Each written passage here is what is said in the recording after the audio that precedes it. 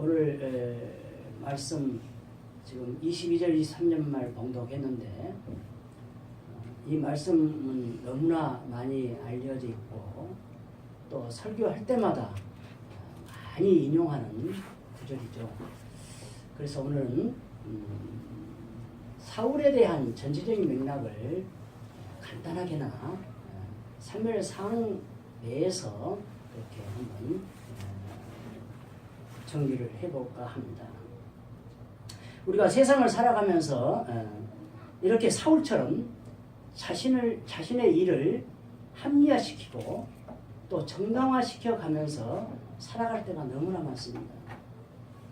나 역시도 그렇게 살아가고 있어요. 그러나 그것이 어느 정도냐의 차이죠. 물론 제가 크고 작고 이런 문제가 아닙니다. 그래서 오늘은 사울을 통해서 어떻게 살아가는 것이 또한 사울처럼 그렇게 살아가는 것이 하나님 뜻에 어긋난다. 또 그렇게 살면 안 된다. 그런 것을 생각하면서 그렇게 살지 않으면 복을 받는 거예요. 그래서 오늘 성시 낭독도 복 있는 사람은 그래서 시편 1편을 첫 구절을 제가 성시 낭독을 했습니다. 그 다음에 사울은 성경에서 어떤 사람으로 표현을 해놓고 있는가? 나는 하나님께서 어떤 사람으로 글을 써놓는다면 나에 대해서 이렇게 사울처럼 이렇게 글을 써놓는다면 나를 생명책에 어떻게 기록을 해놓고 있겠는가? 심각하게 한번 생각해 보고자 합니다.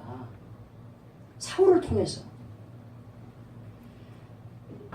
사울은 첫 번째로 사무엘상 9장 2절에는 준수한 소년으로 표현하고 있습니다.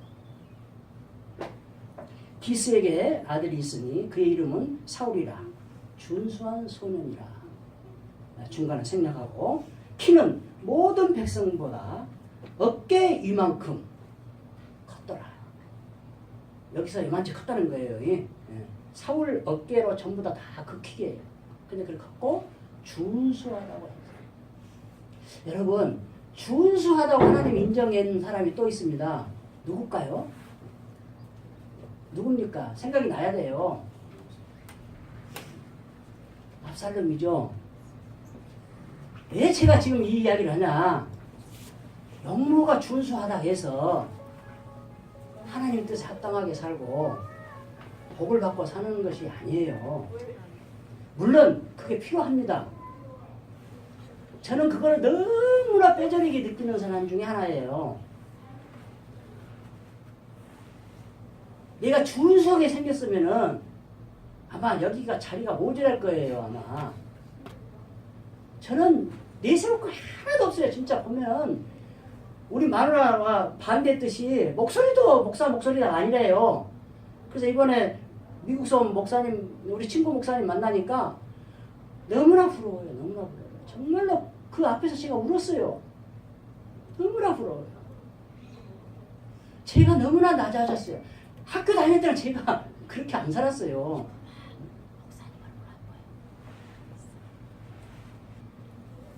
엊그저께도 믿지 않는 친구지만은 지금 부인을 오고 부인은 권사고 지금 딸은 또 한동대학교 나와서 선교사 준비하고 있고 근데 그러면 그 친구는 또 예수를 안 믿는데 불교에 심취해 있는 애예요.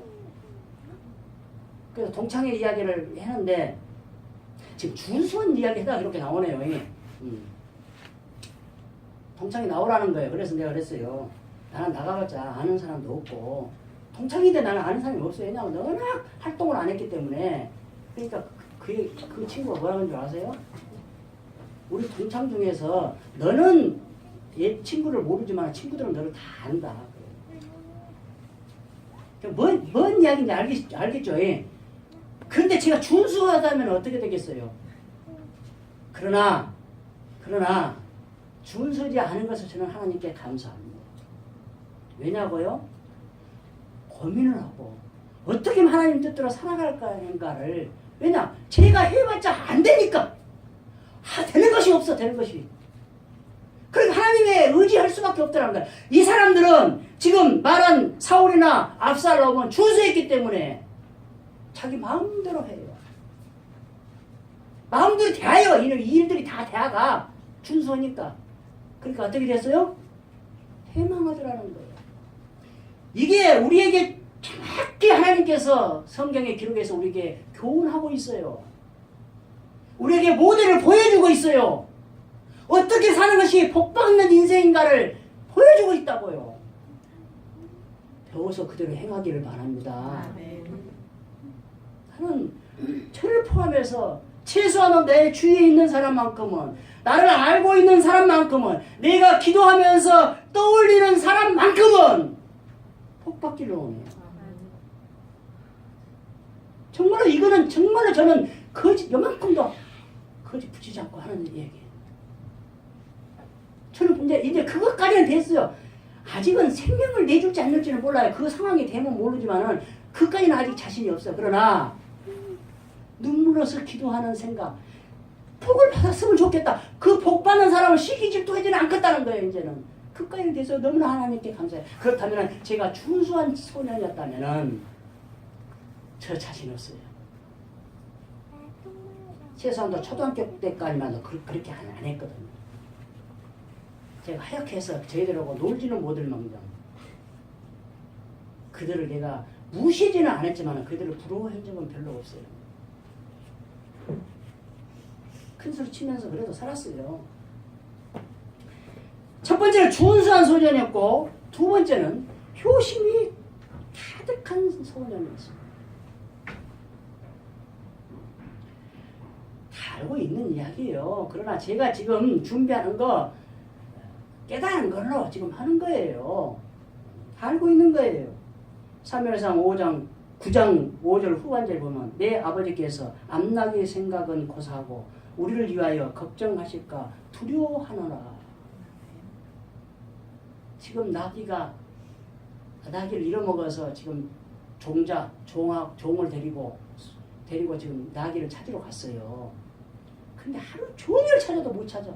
그래서 해가 지니까 아버지가 이렇게 걱정하실까봐 돌아가자는 거예요. 이게 두려워할 정도로예요, 지금. 아버지가 걱정하는 걸 두려워해요. 안나기를 안 찾아도 되겠다 이거예요. 나를 걱정하겠다. 여러분, 나 자신을 우리 부모가 어떻게 생각하는 거를 생각해서 두려워해 본 적 있습니까? 저는 없어요. 이 정도로 지금 부모를 생각하는 사람이에요, 지금. 이 이야기는 무슨 이야기인 줄 아십니까? 우리가 하나님을 이렇게 생각해 만나는 거예요. 그러나 사울은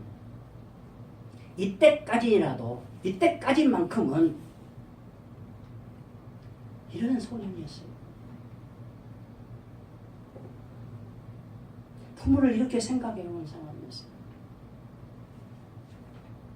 부모가 자식을 생각하는 것을 지금 알고 있는 소년이었어요.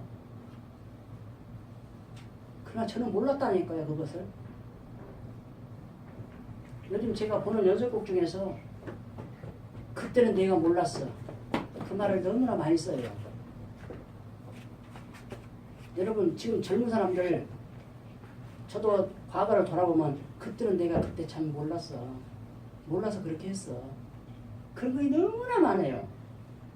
근데 요즘 젊은 사람들은 지금 그거를 생각이 안 나겠죠. 그때는 내가 몰랐다는 말을 들으면서 제가 그것이 하나님 뜻이다. 전도서 3장 11절 하나님 장래일을 알지 못하게 만들어놨어요. 불투명한 미래예요. 근데 지나고 보니까 그때는 몰랐어. 무엇이든지 마찬가지예요. 부모에 대한 생각, 하나님에 대한 생각, 자녀에 대해서 생각 전부 다 그때는 몰랐어. 근데 하나님 안에 들어오면은 기도하는 사람은 그걸 알게 되더라는 거예요. 바닷속에 묻혀있는 90%의 얼음 덩어리가 어떤 것인지를 알 수가 있더라는 얘기예요. 이제 생각해 보니까. 세 번째는 신앙심이 깊은 소년이었어요. 사무엘상 9장 7절 후반절. 하나님의 사람에게 드릴 예물이 없도다. 무엇이 있느냐? 종에게 물어라. 부모가 나를 생각해서 걱정하시니까 돌아가자 하니까 종이 뭐라 하냐. 이래서요. 종들을 지금은 종이라고 하면 안 되죠. 책사를 부하 직원을 잘 써야 돼요.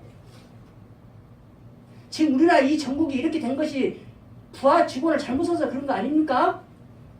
옆 사람을 잘못 만나서 그런 거 아니에요? 이 사울은 지금 옆에 있는 종자를 잘 만났어요. 그래서 어딘가 지금 말을 들어보니까 하나님의 사람이 잘 있다는 거야. 그거 가서 물어보자는 거예요. 근데 이 지금 사울은 그 종의 말을 수용을 해요. 근데 수용을 하고 가려고 생각하니까 드릴 예물이 없어. 하나님의 사람한테 가는데 빈손으로 못 가겠다는 거예요.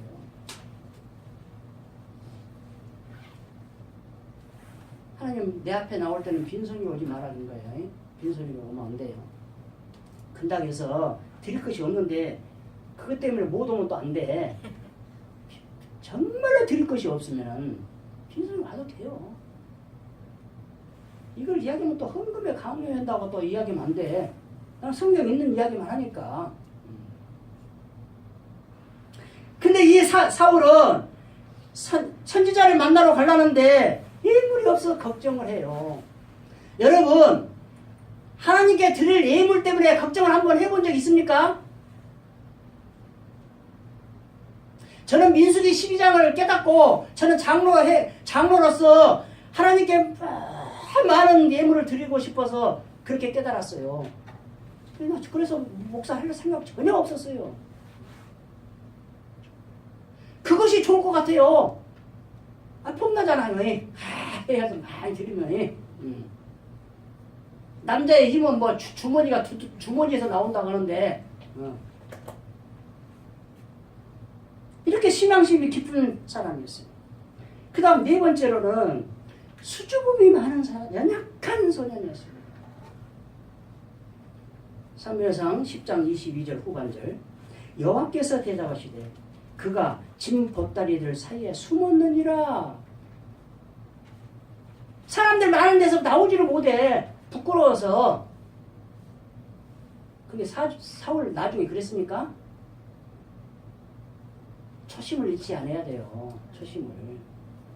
근데 수줍어하고 사람 앞에 못 나온 것이 좋다는 뜻은 아니에요. 저는 소극적인 사람이고 하기 때문에 지금 저는 어릴 때로 돌아갈 수만 있다면 적극적으로 한번 살아보고 싶어요. 지금도 그렇게 못 오고 있지만은 생각이 난 게 할게요.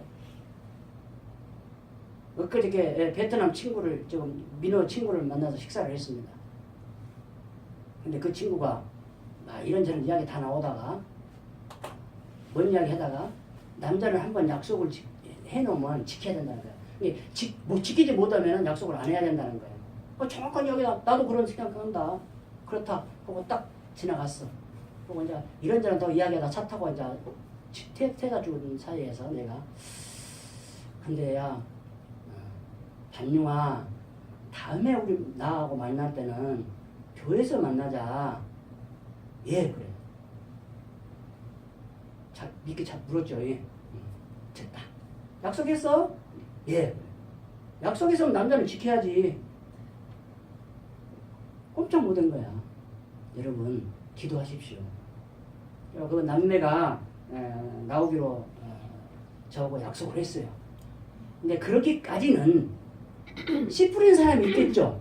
저는 이제 열매를 거뒀어요. 이제 나올지 안 나올지 이제 그건 하나님한테 맡기고 일단은 약속을 받아냈으니까. 예? 그 씨를 누가 뿌렸어요? 민호가 뿌렸어요. 그 애가 자기 평생에 잊을 수가 없다는 거예요. 애국에 나와 있어서 아플 때 여러분 아플 때 해준 거 제일 좋잖아요. 예? 여자들이 아팠을 때 애기 낳을 때 남편이 안 해준 걸 평생 가슴에 묻어. 평생 가 평생. 근데 그 애는 아플 때 민호가 뭐 약도 사다 주고 막 챙겨준 거야. 그러니까 그걸 평생 잊지 못하겠다는 거예요. 씨를 풀어줬다니까요, 민호가. 여러분, 저처럼 소극적인 사람은 씨를 풀어야 돼요. 어쩔 수 없어요. 그냥 막 봉사해야 돼. 섬기면 삶을 살아야 돼. 섬기면. 예수님이 이 땅에 오신 목적이 뭐예요? 전도를 하고 오기는 왔어요. 그러나 나는 섬김을 받으러 온 것이 아니고 섬김을 하러 왔다고 했어요. 주님의 이름으로 섬기십시오. 그러면 그 열매는 반드시 나옵니다. 선지자 이름으로 선지자 상을 받아요. 섬기면. 자, 이거는 지금 성경에서 사울에 대한 써놓은 이야기에 제가 발췌한 내용입니다. 그러나 그 외에도 많이 있어요. 많이 있는데 이 정도만 하고, 그 다음에 두 번째로 봐야 될 것은 사울이 잘못된 점을 한번 찾아볼까 합니다. 너무나 많죠. 첫 번째, 그러니까 오늘 본문을 위주로 해서예요. 오늘 지금 본문 22절, 23절을 내가 많이는 안 다루지만 그거를 이해하기 위한 지금 서론적인 이야기가 길게 할 수밖에 없어요. 왜냐? 22절, 23절은 오늘 읽은 22절, 23절은 너무나 많이 들은 이야기고, 또 제가 앞으로도 설교하면서 또 인용을 해야 할 이야기, 구절이에요. 사울이 잘못한 점 첫 번째, 기다리지 못하고 제사를 드렸어요. 그때는 제사장 외에는 제사를 못 드리잖아요. 선지자 외에는 못해요. 사무엘상 10장 8절, 너는 나보다 앞서 길갈로 내려가라. 지금 이 이야기는 10장의 1절에 보면은 사무엘이 기름을 붓습니다. 근데 왕으로서 대우를 하는 거예요, 지금. 너는 나보다 앞서 길갈로 내려가라. 내가 네게로 내려가서 번제와 화목제를 드리리니 내가 네게 가서 네가 행할 것을 가르칠 때까지 7일 동안 기다리라. 근데 결과론적으로 기다렸습니다. 여러분 다 알잖아요. 여기서 지금 중요한 거는 번제 화목제 드리는다는 것도 중요하지만은 내가 네게 행할 것을 가르칠 때까지예요. 근데 사무엘에 의해서 잘못된 것은 하나 있어요. 왜냐하면 7일을 왜 말을 해? 그냥 그렇게만 말하고 말해야지. 그 뒤에 이제 그게 나옵니다. 사무엘상 13장 8절 9절. 사울은 사무엘이 정한 기한대로 이랫동안 기다렸으나 사무엘이 길갈로 오지 아니하며 백성이 사울에서 흩어지는지라 사울이 이르되 번제와 화목 제물을 이리로 가져오라 하여 번제를 드렸더니, 이게 지금 정당합니다. 정당해. 7일 기다렸더니 안 와. 그러니까 드리는 거야. 드리는 게 정당합니까? 안 되는 일이죠. 선지자밖에 드릴 수 없었기 때문에, 제사장밖에 드릴 수 없기 때문에 7일 기다려도 안 오면 안 드리고 있어야 돼. 평생을 안 드려야 돼. 그거는. 근데 7일간 기다려도 안 와. 약속한 기간이 지났어. 정당하죠. 예. 정당하다니까 지금. 사울 입장에서는 정당해. 하나님 일을 이렇게 정당하지 말라는 거예요.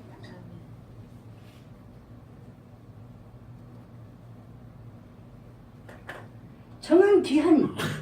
이거는 사무엘이 잘못을 했어요. 그러나 사무엘이 잘못했다고 해서 행할 사람이 그걸 하면 안 돼요.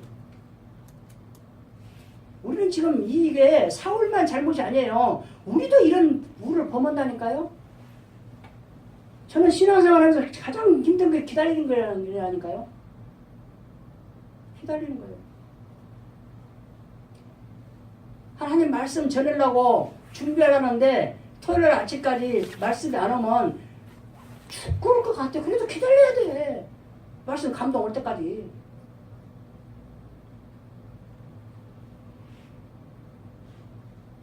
그래서 사울은 사무엘에게 지금 변명을 어떻게 하고 있습니까? 사무엘상 13장 11절 사무엘이 이르되 왕이 행한 것이 무엇이냐 하니 사울이 이르되 백성은 내게서 흩어지고 당신은 정한 날 안에 오지 아니하고 블레셋 사람은 믹마스에 모였음을 내가 보았으므로. 지금 번제를 드린 것을 사무엘이 책망을 하니까 사울이 변명을 하는데 여기서 세 가지를 변명을 하고 있습니다. 첫 번째 뭐예요? 백성이 흩어져요. 이 백성이 흩어지는 것은 다윗은 400명이 환난 당한 자, 상처받은 자만 왔기 때문에 고난이 와도 흩어지질 않아. 근데 사울은 앞에 보십시오. 사울은 용사들, 힘이 있는 사람들만 모았어요. 그러니까 고난이 오니까 흩어져 버려. 여러분, 겉모습이 형식도 중요하지만은 어떤 내용이 차 있느냐가 중요합니다. 다윗은 환난 받은 자, 상처 받은 자가 모여 있어요. 그러니까 어떤 환난이 와도 흩어지질 않아요.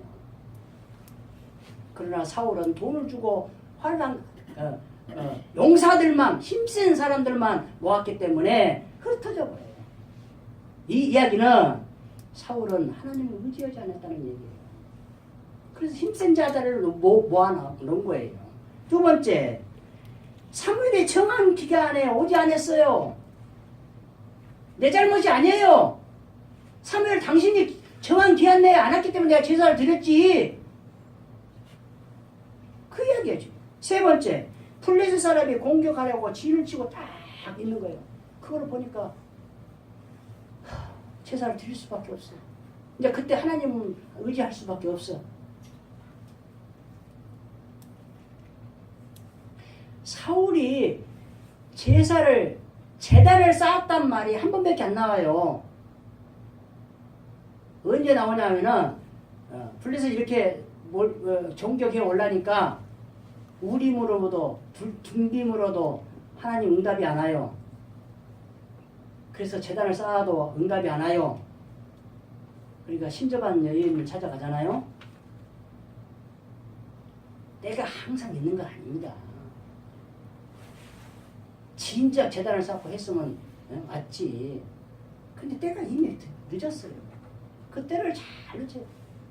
내가 그때는 몰랐어가 아니고 그때를 제대로 하려면은 우리가 깨어 있어야 된다는 거예요. 주님 안에서 깨어 있어야만이 그 상황을 내가 어떻게 선택하느냐, 어떻게 하는 것이 하나님의 뜻이다 정확히 알 수가 있다는 것입니다. 자, 첫 번째, 사울의 잘못하자면 기다리지 못하고 제사를 드렸어요. 두 번째는 자기를 위하여 기념비를 세웠어요. 비석 세우라고 했습니까, 하나님이?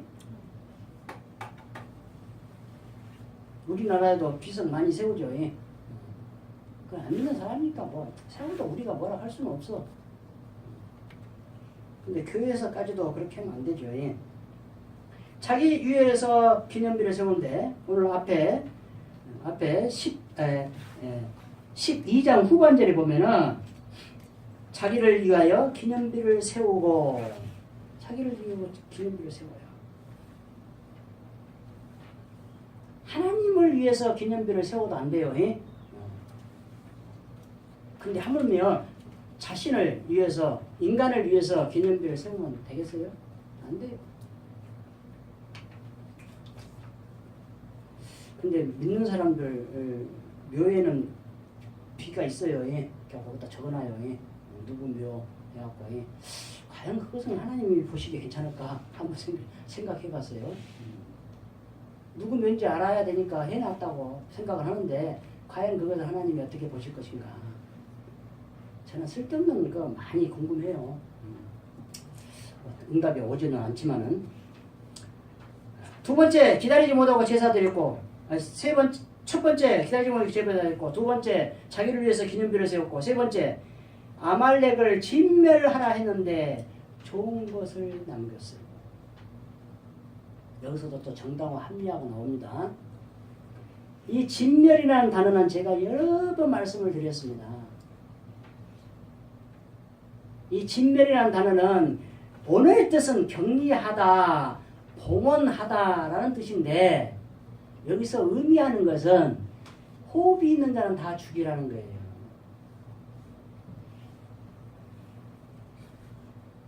그래서 오늘 앞에 부분 3절을 보십시오. 여기 이제 진멸이라는 단어가 나오는데 모든 소유를 다 죽이라고 했어요. 남녀, 소아, 어린애까지 젖먹는 얘기까지 양까지 낙타, 나귀까지 전부 다 죽이라. 그래서 저는 호흡이 있는 자는 다 죽이라는 거예요. 그렇게 해석을 했습니다. 그게 진멸이라는 단어예요.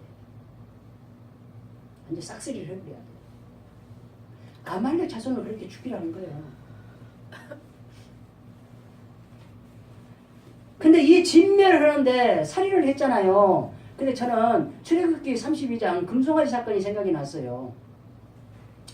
네 지파가 모세가 하나님 편에 선 사람 내게로 와라. 오지 않는 사람 중에서 네 지파한테 칼을 들고 가서 죽이라 그러는데 그날 죽인 것이 3,000명이 돼요. 근데 하나님께 헌신하였느니라 그래요.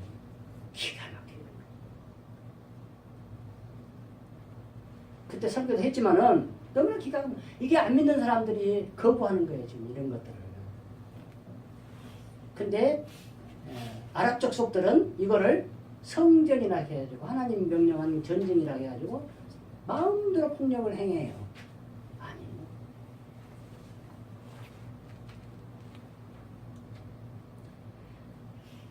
오늘 앞에 3절에는 모두 죽이라 했는데 8절 9절에 보니까 왕을 살려갖고 와요. 그 다음에 소와 양의 가장 좋은 것을 남겨갖고 와요. 그래놓고 한다는 말이 뭐예요? 사울의 변명 21절 당신의 하나님 여호와께 제사하려고 양과 소를 끌어왔나이다. 그리고 더 웃기는 것이 20절 여호와의 목소리를 청종했고 보내신 길로 갔다는 거예요. 자기 한 일이 지금 정당하다는 거예요. 지금 앞에는 지금 변명이 뭐예요? 여호와께 제사를 하나님 여호와께 제사 지으려고 남겨놨고 가져왔고 가장 좋은 것을 남겼는데 9절 15절 21절에 보니까 또 20절에 보니까 목소리를 청종을 했고 하나님이 보내신 길로 갔고 명령에 순종했다는 거예요. 13절에 보니까 여호와의 명령을 행했나이다. 여호와의 명령을 행한 거 맞지요? 맞기는 맞는데 100%를 하질 않았죠. 하나님 말씀 순종하는 것은 80%, 90%가 아니에요. 100% 해야 돼, 100%.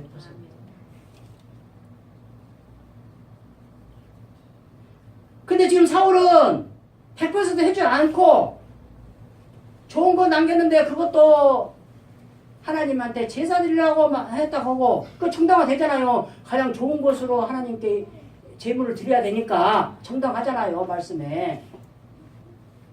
근데 그것을 하나님 목소리를 청종했다고 하고 하나님 자기를 보내신 길로 보내기는 보냈지. 갔다 했고 여호와의 명령을 행했다고 합니다. 모세가 출애굽을 해서 성막을 짓고 모든 일을 하면서 모세에게 하나님께서 명령한 대로 다 행하였더라. 이 말하고 지금 갔습니까? 이게 지금? 그거는 모세한테 해당되는 이야기예요.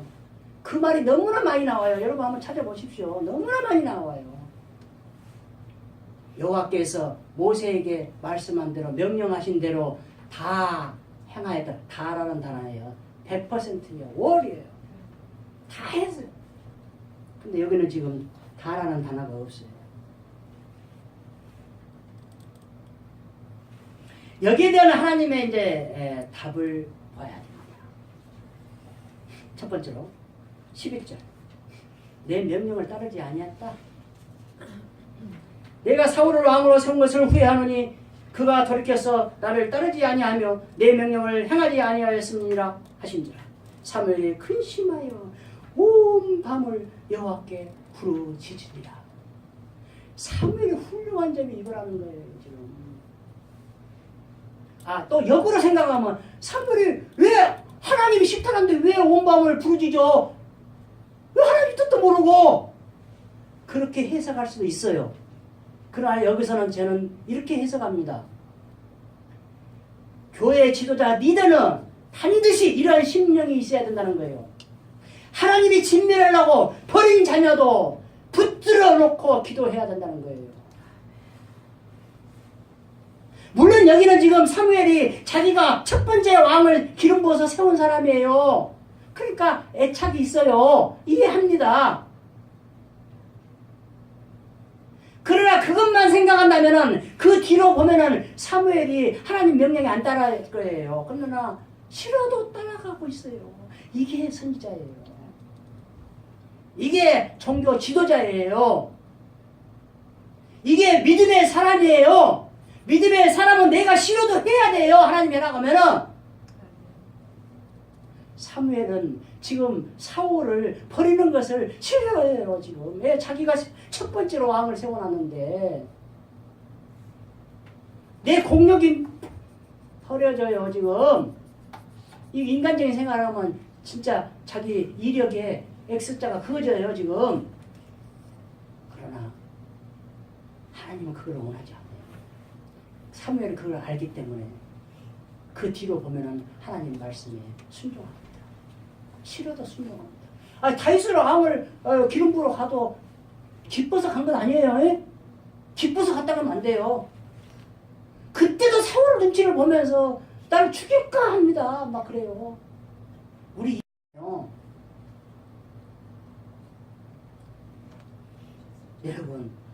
여러분은 사무엘처럼 이렇게 나를 해코자 하는 사람, 나를 시기 질투하고 나를 가시 역할을 하는 사람을 위해서 온 밤을 여호와께 부르짖어 본 적이 있습니까? 내 자녀, 내 사랑하는 사람을 위해서는 그렇게 했다고 봐야 돼. 여러분도 했을 것이고 나도 했고 다 했어요. 그러나 나를 괴롭히는 자를 위해서 밤새워서 여호와께 부르짖어 봤습니까? 사무엘은 이런 사람입니까? 이런 선지자예요. 그래서 전무후무한 선지자라고 그래요. 대단한 선지자죠. 첫 번째, 하나님 명령을 따르지 않았다. 두 번째로, 순종이 제사보다 낫다. 지금 봉독한 22절, 23절 너무나 유명한 성구입니다. 순종이 제사보다 낫고 듣는 것이 수양의 기름보다 낫다. 순종은 100% 하나님인 겁니다.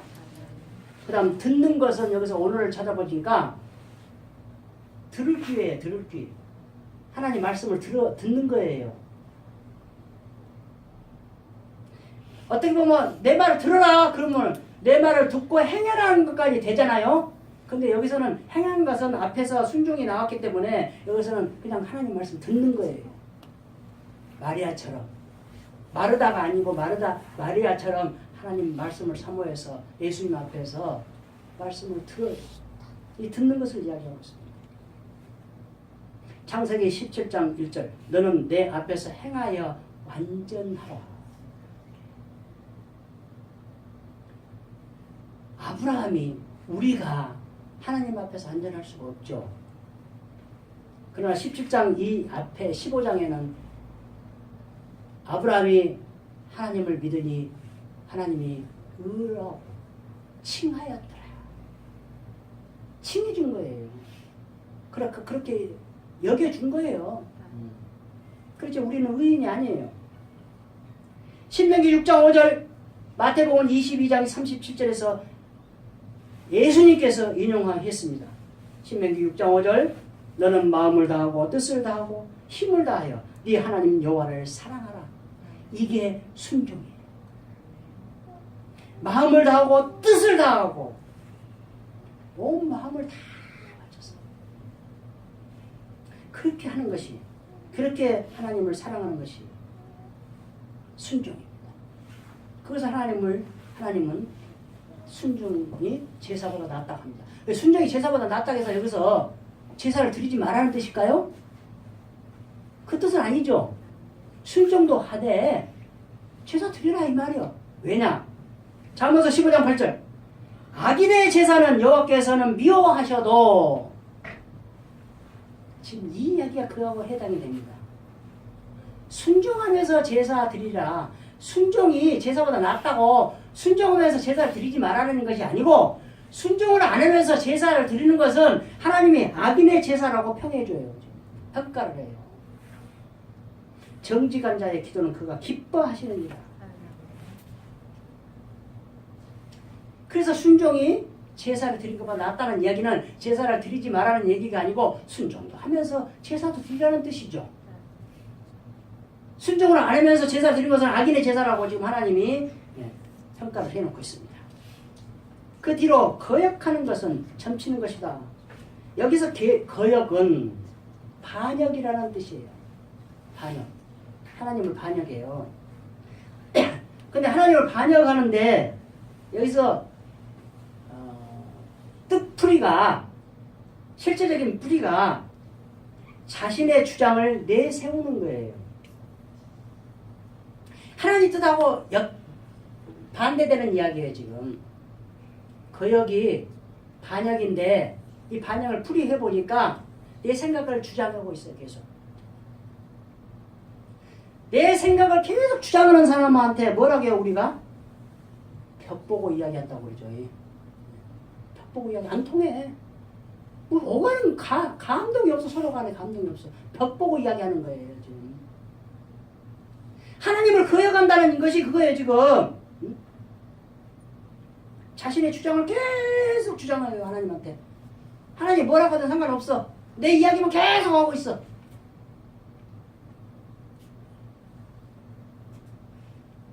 그 다음 안고한다고 했는데 안고한 것은 사신 우상에게 절하는 것이라고 합니다. 이 안고는 불의로 쪼다라는 원어의 뜻이에요. 근데 불의로 쪼은데 이렇게만 하면 이해가 안 가잖아요. 남을 괴롭힌다는 건데 안고한 것이 뭐 괴롭히는 거냐 이거예요. 그런데 어리둥절케 하다라는 뜻입니다. 사람을 어리둥절하게 만들어. 언어의 뜻이 그렇다니까. 언어의 뜻이. 이게 안고하는 표현이 지금 이 뜻하고 조금 배치가 돼요. 지금 이해가 안 되는 부분이요. 그런데 사람을 어리둥절하게 헷갈리게 만드는 거지.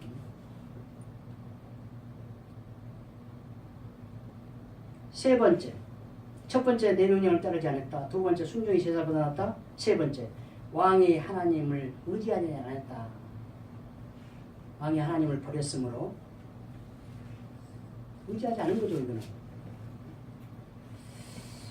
내가 한 대로 해준다는 거예요. 지금 이 이야기는 23절 마지막에 있죠.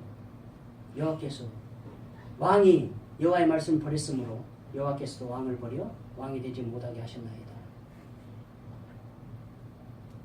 의지하지 않고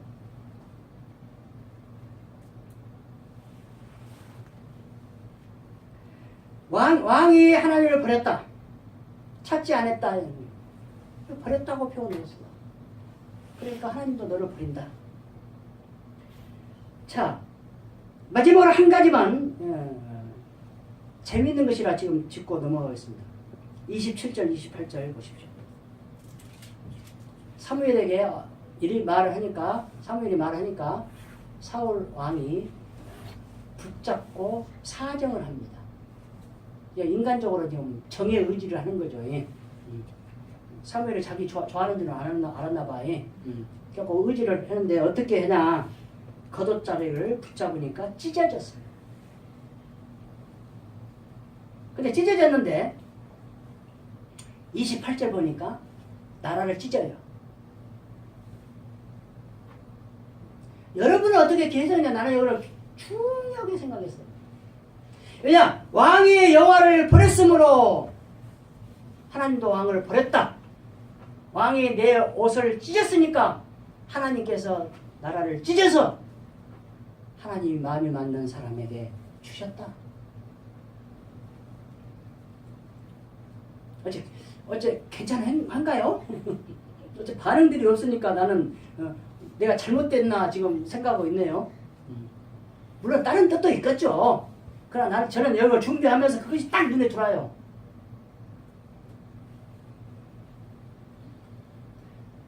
28절 마지막 보면 왕에게서 떼어 왕보다 나은 왕의 이웃에게 주셨나이다. 여러분이 하나님 의지하지 않고 거역하고 자신의 주장만 내세우고 그렇게 하면은 내 복을 딱 뺏어다 남을 줘본다니까요. 그게 내 거요. 지금 그 이야기예요, 지금. 이게 심각한 이야기예요, 지금 이게.